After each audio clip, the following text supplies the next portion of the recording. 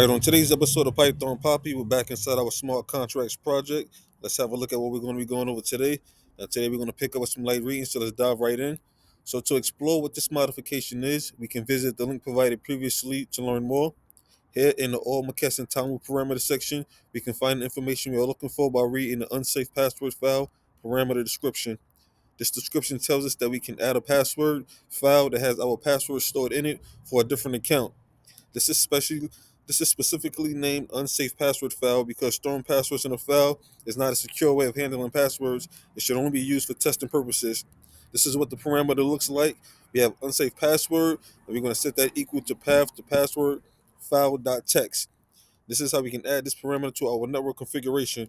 So you can see here we have the networks.env. This is our configuration we put together with all of the information. And then down here at the bottom we have unsafe password file. That's our variable.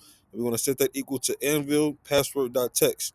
Now notice we use a simple password.text file for this example, but any name can be used. We will avoid using a simple password.text file name in a real project for security reasons. Now let's go over a process we can safely create a password file for our project. Then we're going to leave it there and we're going to pick it back up tomorrow with the proper way to actually store password. So stay tuned for that. But of course, I will keep you posted every step of the way. For now, this is the Python Poppy. You guys stay Gucci.